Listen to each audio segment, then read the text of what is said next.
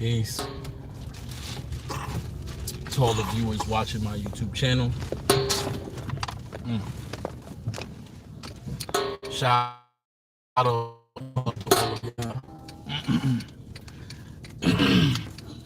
um, as I can see, the sun just now starting to go down.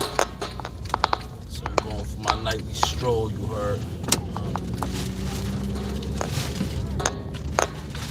Um, I really got to keep up with making these videos go public immediately as soon as I'm done. But I haven't really been keeping up with it. Like I said, it's just when I do these live videos, it's really to just get whatever just hops into my mind out immediately.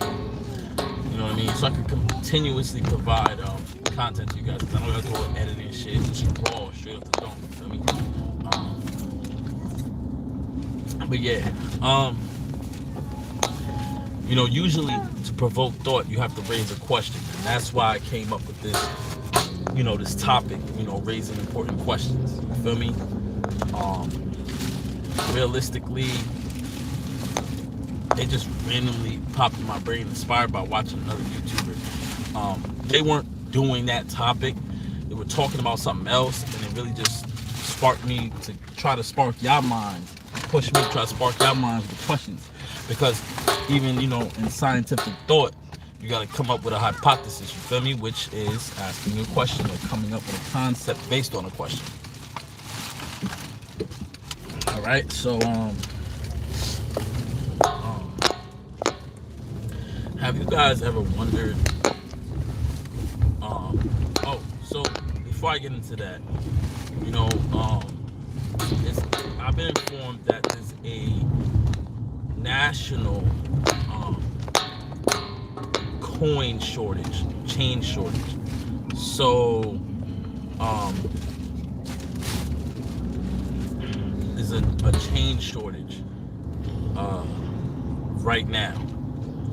So with that being said,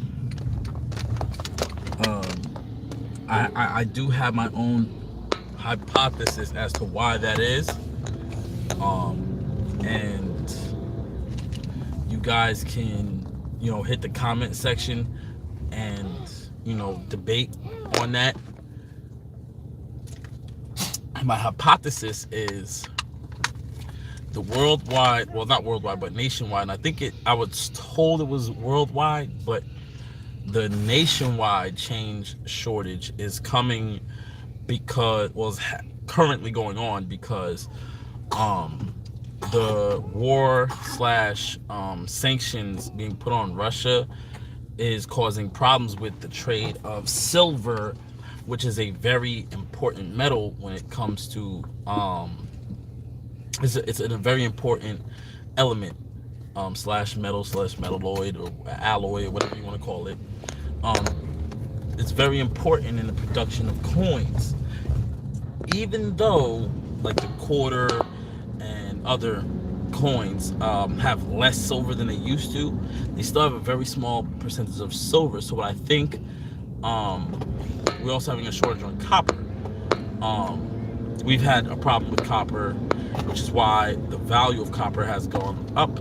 We had a shortage on copper, and we still use copper for a lot of things, which is why when you go to salvage yards and scrap yards, they pay more for copper than they used to. But it's in high demand right now. Silver is in high demand right now. Silver's value is going up, and that's also because that one of our main suppliers for silver and cheap, well, lower purity gold is Russia, which I didn't know until I did some research. Hold on. I did some research through me. I did some research through me purchasing jewelry at Rose Gold. A lot of rose gold. There's different grades of rose gold, and a lot of rose gold comes from Russia. But so there's a lot of silver coming out of Russia and the Ukraine, and because there's so much. Now I don't get my silver from Russia. I don't think I've ever purchased any um, precious metals from Russia at all, or the Ukraine. And that's not because I have a problem with them. I just get most of it from Italy, or and they probably get it sourced from there, but I don't get it from there directly. Um, a lot of jewelers come from Ukraine and Russia. So with the war that's going on, basically the raw materials come from there, whatever. I guess they own a lot of silver mines, whether they're located in Russia and Ukraine or not. They own a lot of silver mines and production factories and all that stuff because they're industrial. The U.S. is not really industrialized. The U.S. is more, how do I put it? Not industrialized, commercialized. Let's put it like that. The United States is commercialized. Everything is about making a dollar as opposed to producing anything. It's about maximizing the dollar you can make via an image. So, with that being said, with the whole situation going on over in the Ukraine and Russia, it's hiking the prices up on silver and gold. One prick face.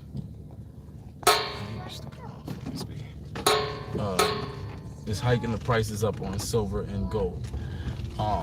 So I think what the country is trying to do is to divert some of that cost by taking the coins, and also I think because some people are smart enough to remove the precious metals like silver from these coins and copper from these coins. They know how to do it now, and scrap it and go make some extra money.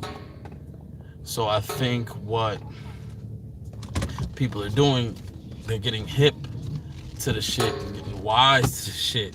The government is taking these coins back and they're going to remint a lot of coins. So they're going to, with less precious metals or zero precious metals in them. So, and we might end up like countries whose change is also paper money or some form of paper money, or whatever, to kind of help us in this shortage of the precious metals. So, right now, that's what's going on. You feel me? So, that's what we're looking at right now. That's what we're looking at right now.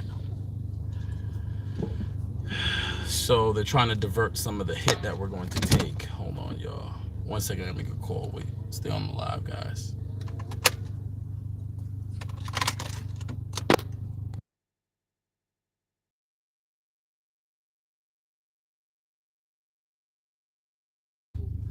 All right. So what the government, I think they're trying to do is divert some of the damage being done and the hike in prices of precious metals and also fuel by reminting coins with less precious metals. The government has a history of doing so. Whenever there's a money shortage or the government does not have enough precious metals to do what it needs to do, what they would do is they would, recirculate coins. They would take back the coins that are, let's say a certain percentage of silver or whatever other precious metal, and they would strip those coins of those precious metals and they would remint the coins, reprint the coins, repress the coins as less precious, with less precious metals in it, which in realistic terms lowers the values of these coins. Except we still use a fictitious way of placing value on our money. So we're still using fiat currency. So on the surface, it doesn't change the value, but if you were a citizen who was smart enough to remove the precious metals and resell those precious metals, then, technically, because technically, you wouldn't be getting as much money. Because if you were smart, if you were saving up your coins for the past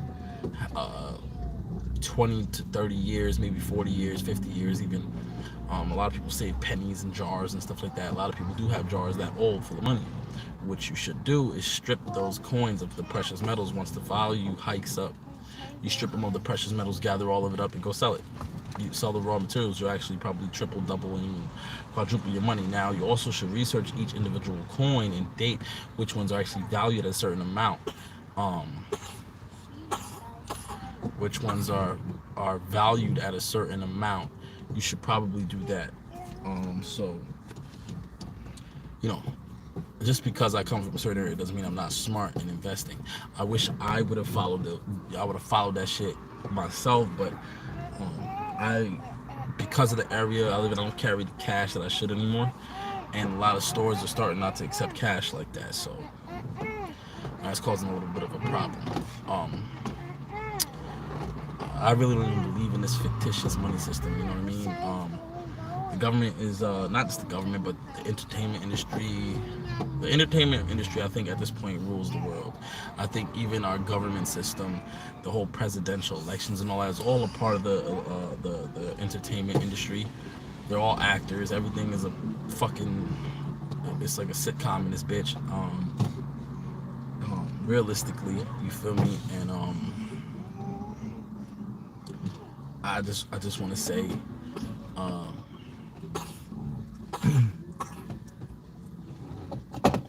I think the entertainment industry, the government is literally pushing things like scams right in front of your face, like these NFTs. And as of right now, it's a scam. Maybe in the future it'll become more concrete and as a solid exchange, but I think it's just a fad. I think it's some shit we're gonna get over, like cryptocurrency. Cryptocurrency is still a thing, just on a more underground tip than it should have been. It should have been more mainstream. Some of us weren't ready for it, and I think with a crippled the black economy, I think they didn't really realize that so many cyber criminals and drug dealers would have got in on that.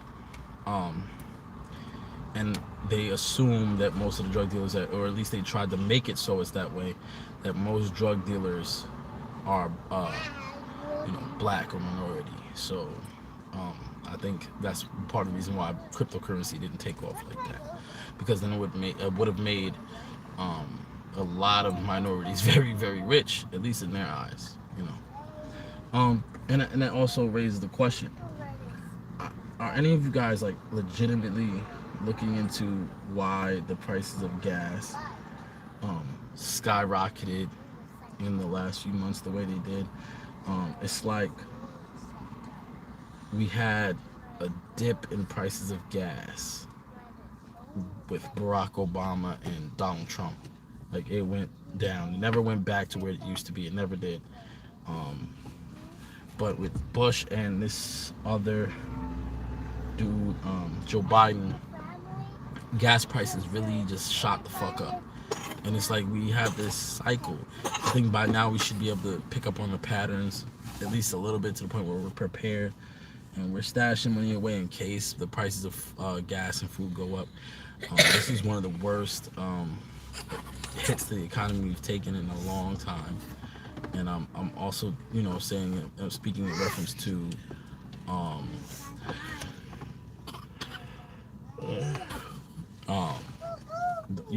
the prices of everything going up, and the people really suffer. See, the government makes it seem like they understand the plight and the pain of the people, but they don't, because many of them are getting over $100,000 a year just to sit on their ass and talk. And I know it seems like I'm not really.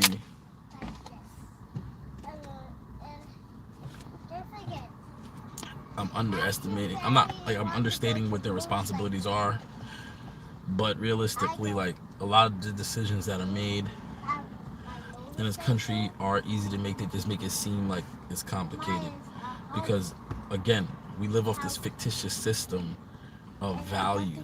Okay, so, and they made it so that we have to stay within that matrix. We have to stay within that fictitious boundaries of this fictitious system. So, because the governments around the world, this global economy, has forced us to stay within these fictitious walls, these boundaries, this maze of bullshit, whenever they make a decision, their decision has to fit within those boundaries. So it's like having a board game. The board game's not based in any form of reality outside of the fact that you're controlling the game and the game exists within reality, the game itself. And the rules have some basis in reality because you need reality to create those rules. But the game itself is bullshit. Okay, it's not reality. Okay, so like Monopoly, for example. So when you buy a house or property in Monopoly, you're not actually buying a property, right? So, but the rules of the game are real for that game, but it doesn't stray out into the the real world. It doesn't actually affect the real world. But you can make it affect the real world by adding a rule to it that makes it affect the real world. So, if you take real money as opposed to monopoly money and you put it into the game, and I'm saying real money as in our fiat currency like the American dollar, and you bet it on that game and you use that as opposed to monopoly money, then it has real life consequences. If for every time you gain $100 of monopoly money, you're actually gaining $100 within um,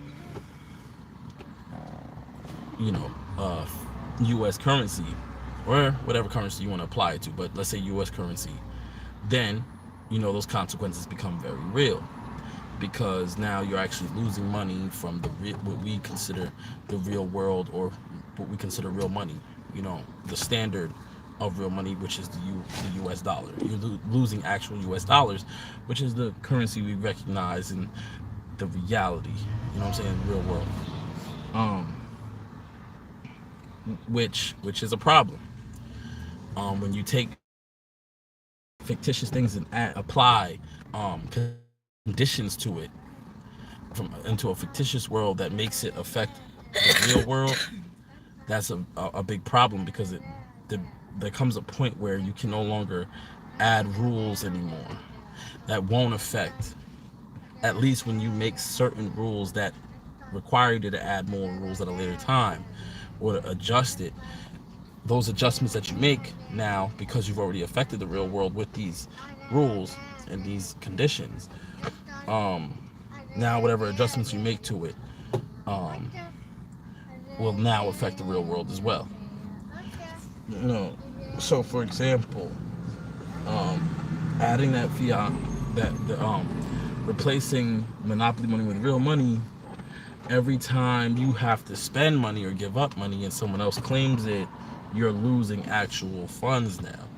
You're not just losing some purple or pink or whatever fucking colors they painted now, little monopoly dollars. You know what I'm saying? With the monopoly man on the front. You're losing actual US currency. And again, that's a consequence that you have in the real world.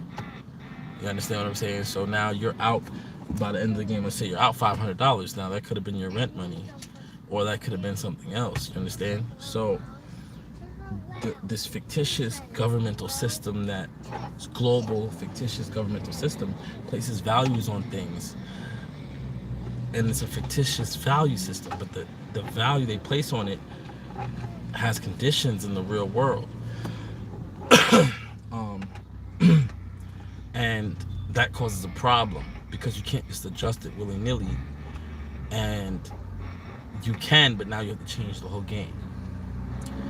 And now it has to be approved by every player of the game, and every rule maker, everyone who's agreed upon the initial rules. And every time you make an adjustment or an amendment or a change, like the US government printing more American dollars, the government just handing out money, there's an effect behind that. There's something that occurs because there's a consequence. And I don't think it was well thought out. We should have never made laws that apply outside, or rules that apply outside the world of reality. We should have just kept the reality. So it started with making precious metals the one and only true currency, the only constitutional currency, legitimate currency. But when they realized there's not enough of these precious metals to go around, based on the value that they actually placed on it, instead of changing the value of it to make it so that you don't need as much of it, because there were greedy people in the world and wouldn't accept that. They didn't realize there wasn't enough gold and silver to go around, so that everyone could keep this economy flowing and money flowing. So now when your nation or country or government runs out of those specific funds, then, meaning gold and silver, now your country is now a third world country. You have zero money. Your country has nothing. So when they realize that that would be a fucking problem, when spending becomes an issue, when every time you need assistance or you have to purchase from other country goods, and that purchasing system is not reciprocated, meaning no other country is purchasing from you, then there's a problem. And every nation realized that that would become a problem eventually. And they also realized that countries like Africa have the most gold. Well, not countries, because Africa is a continent, but continents like Africa, and therefore those countries within that continent have the most gold.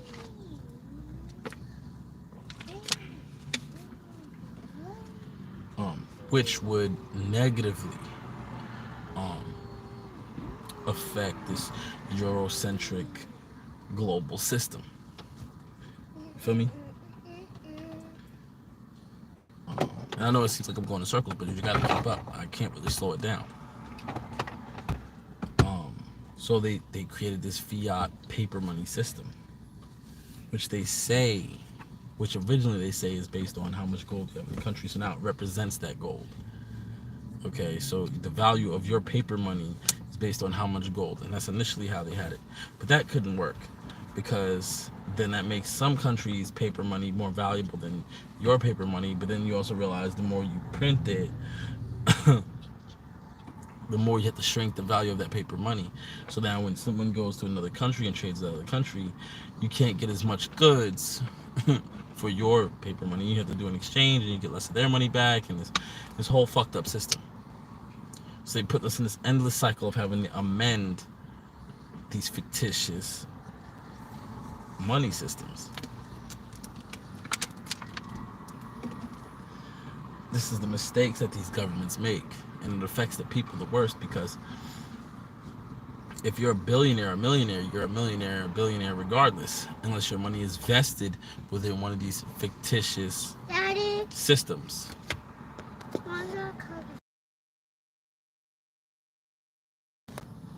Okay, so unless your money is invested in banks or anything that is values predicated upon this actual fictitious system, completely, for the most part. So like if you're into, fuel and oil and shit, if the money fails, your money is, as long as you're selling that good in every other fucking country, let's say the US dollar fails and collapses, well, because we also have a digital banking system, you just transfer it doesn't wholly apply that you have, let's say, 1 second. All right. Sorry, y'all. I always get a call when I'm putting in that work on here. So again, so where was I at? Shit. Hold up. I was getting into it.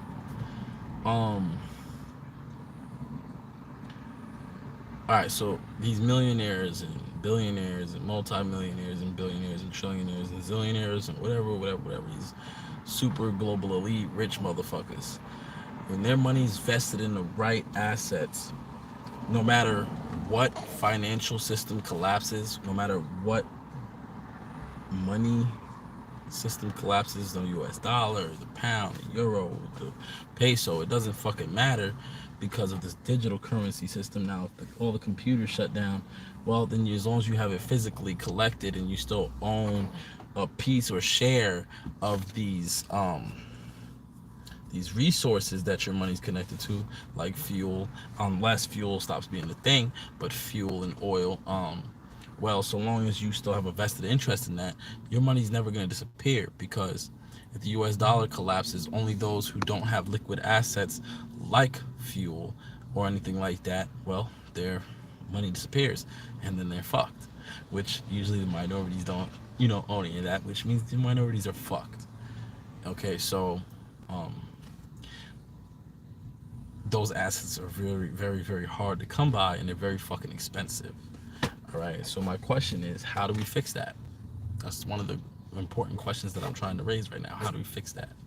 And I would love for y'all to debate on this in the comment section so we can come up with a solution to prevent that from happening. Um, but those global elitists, their money are invested in things that, some things that no matter, they might not get a huge return right away, but if a US dollar, for example's sake, collapses, their money's not going anywhere because they would just transfer over their money to whatever money system is next. So let's say the euro becomes the new standard. Well, you're still a multimillionaire in euro standards because you would just have a different amount of euros. So for example, like let's say, and this is for example's sake, $1 is worth 10 euros, right? This is just for an example, but that's not the exact value. But let's say, so it takes 10 euros to make $1. Let's say for an example's sake. Well, now instead of, so you would have, instead of $1 million, you'd have 10 million euros. You understand what I'm saying? You still be able to buy essentially the same amount of shit. The prices obviously range over there, but you still be very wealthy. So it really wouldn't affect you that much. But now if you're somebody who's going month to month, paycheck to paycheck, that really does affect you very badly initially, and a lot of people won't survive that initial hit, that few months of starvation, that few months of struggling. You won't survive it. And I think one of the first people that's gonna really take the hit is black people. So I would love it, man, for real. Like no fucking, like no cap. I would love for my people to hit the comment section and talk about a solution, come up with a solution. Because that's one thing we haven't done enough of. Hold on, y'all.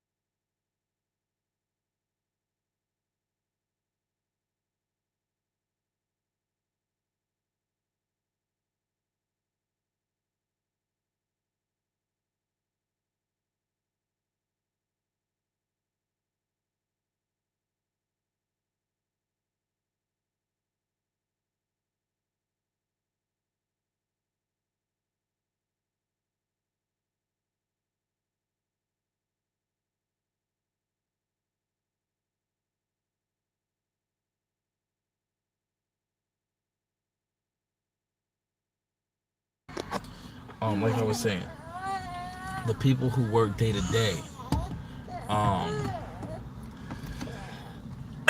paycheck to paycheck, or on DSS, or which is Department of Social Services, or on some sort of assistance program, their fucking money, they're gonna be fucked. And we need to come up with a solution in the comment section, for real.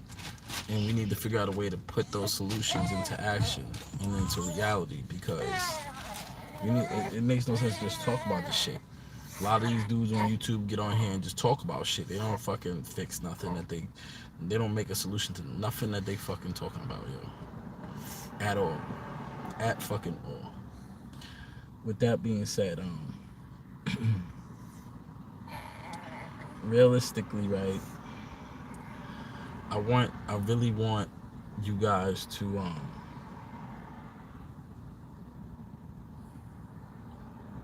I really want you guys to hit the comment section and really support and understand that I'm also gonna put my Cash App in the description. It might be later on after I upload the video, but I'm trying to get you guys to understand the fuck is going on over here. I'm trying to get you guys to understand that it's a real problem, and we need to start connecting with legitimate assets that hold value outside of right now. You need to hold on to something tangible that you can always trade when things that other people can't place a value on and control how much they give you for what. Like, so for example, drug dealers, right? They might have a certain amount of whatever illicit drug. The drug market's not going anywhere because so long as there's the demand for it, it don't matter what the money system is and how it fails, you can always sell or buy or do whatever you can with that money. I think there's a fucking prostitute outside because she just creeped out of a fucking corner. A dude went back there. Like 2-3 different dudes went back there. This fucking prostitute just walked back there. Or she's a homeless lady. And they waited till the police drove off and they creeped back there, went back there and back and forth a couple fucking times, G. Like, and she's trying to like figure out, like she's walking back and forth, like pacing back and forth, trying to figure shit out. Like trying to I guess not be noticed, or she's trying to get noticed, and she just came out from a cut.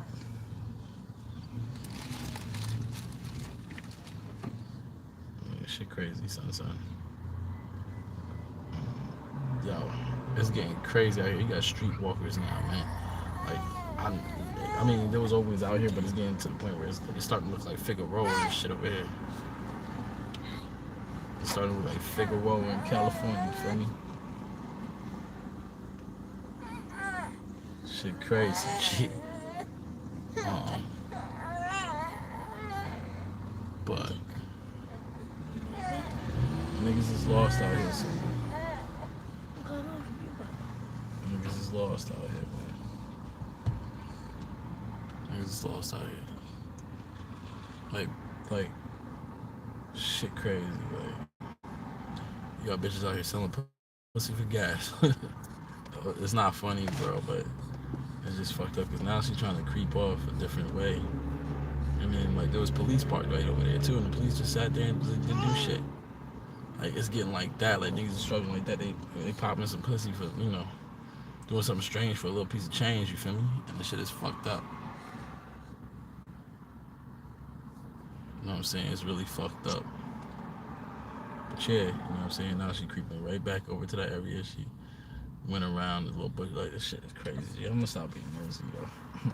But yeah, like I was saying, for me, it's time we raise the important questions. And then how do we prepare our kids for all this shit that's going on? These are discussions we gotta have with our kids.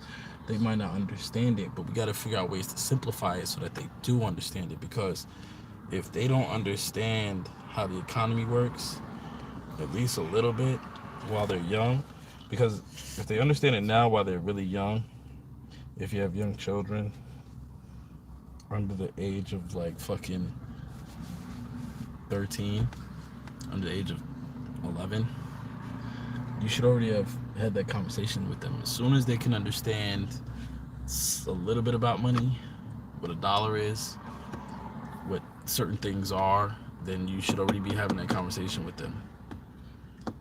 Just try to simplify it. That's all you can really do, is simplify it, so that they understand enough, so that by the time they're adults and they advance in that, it's like teaching their ABCs. They gradually get to the next.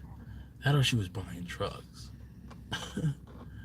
Because crack is definitely becoming a thing out here. Again, it's fucked up. Fucking, we gotta get them to have understanding, so that by the time they're 15 years old, these kids are fucking savants when it comes to money and how to make money and how to keep money.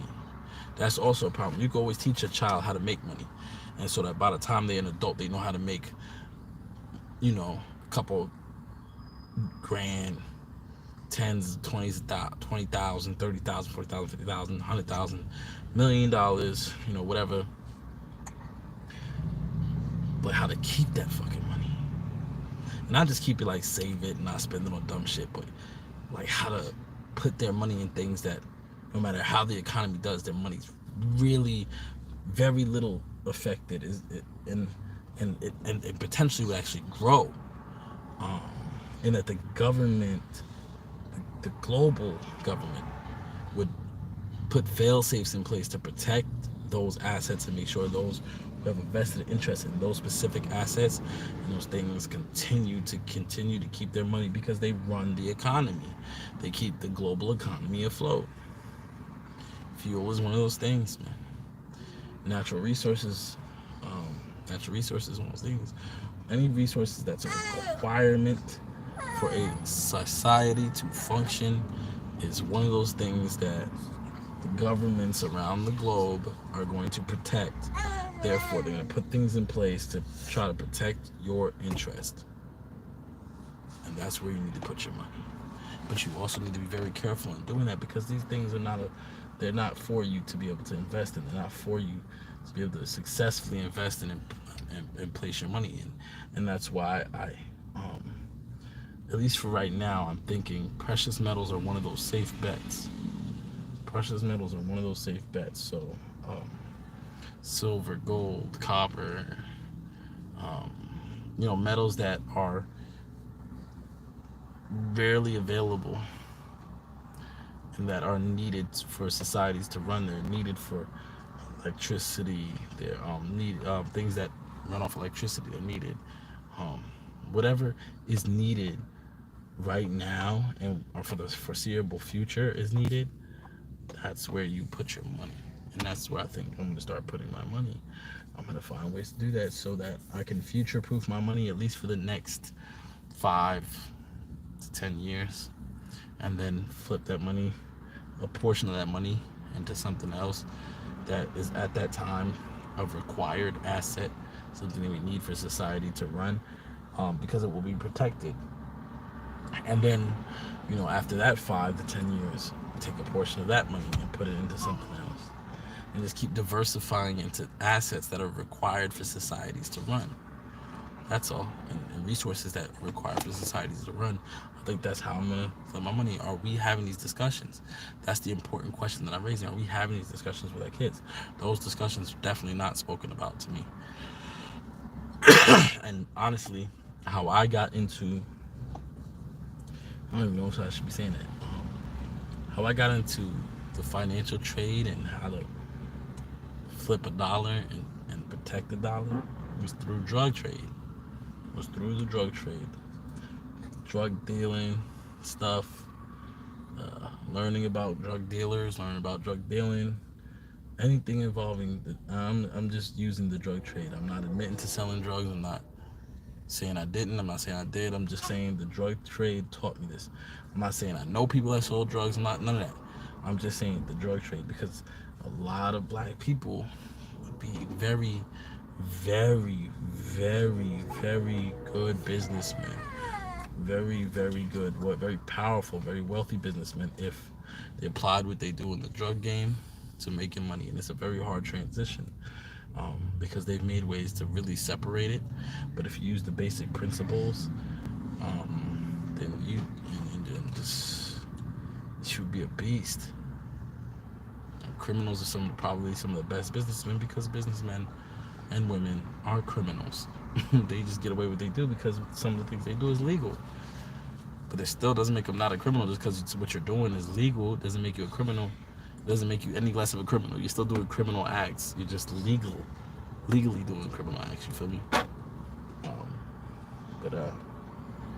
Yeah, that's all I have to say on this live, man. I'm just grateful for y'all to listen. Y'all giving me an ear to speak, and for you guys to listen and learn and start sparking questions. Just keep tuning in, you feel me? Peace.